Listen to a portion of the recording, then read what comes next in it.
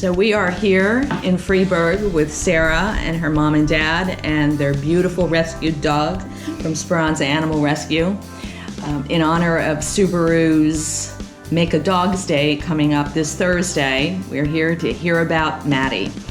So Sara, tell me how Maddie came into your life. I wanted to foster a dog for a really long time. And I was in college, but given the pandemic, it got cut short. So I came home. I went to Penn State, so not that far away from here, but I came home in March. And then my dad wanted a dog for a really long time. I decided that Maddie would be our best foster because she was never in a home before.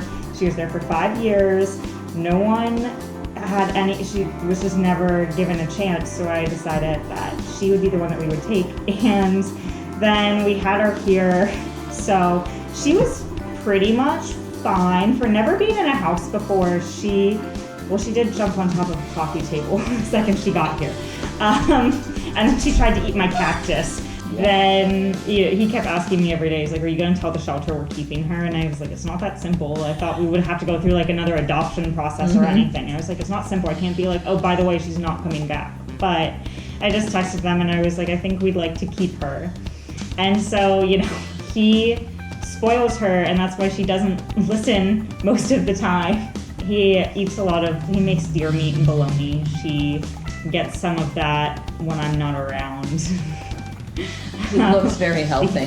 She looks you. Extremely healthy. We try to walk a couple miles a day. That's great. I tried to see if she would be into running because I run a lot. And not into that. No. Well, she's not a runner. So we quickly discovered that, and that's fine. But yeah, he loves her. I think he spends more time with her than he did with our last dog too. He's just very, he loves her probably more than everyone else in this house. That's wonderful.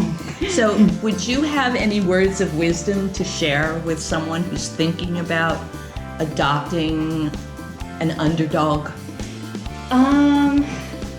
Wisdom. I guess I talked to a lot of my friends who also adopted dogs, and because I wanted to know what it would be like because of this weird time of my life I'm in, trying to find a job and possibly moving and thinking about taking her with me and all of the logistics between that. And my one friend said to me, she's like, you don't have to adopt her, but then she's like, what's worse, not having her or just living without dogs? And I was like, that's true. So I just think, it takes patience and time, and you just have to understand what they've been through. She, I don't think, was difficult. Maybe when I talked about it to some people, they were like, I would never deal with that. But there's not much to deal with. It took a week for me to get used to getting up at 6 a.m., taking her outside and everything, but it just takes time. Do you know anything about her physical condition when she was rescued by Speranza? Yeah, I do. I have a picture that they sent me. They asked me if I wanted to see her original pictures when we told her, and she, her jaw, you can tell, her lip hangs down a little bit, and if you look at her jaw, it was just all cut up, and, she has big gashes in her nose. I don't know if she was skinny. She just looked terrified. She just had this sad face on, which I don't think I've ever seen the face that she had in those pictures. It's just very sad and scared. And they did say she had a lot of anxiety they worked through with her, and I see that sometimes.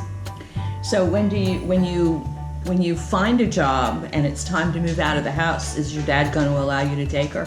I pay for her, so I don't care what he says. She's coming with me. He will not be happy about it. He's not going to be happy about that at all. He will reluctantly let her go. But that's the deal. She comes with me. Definitely will not be happy.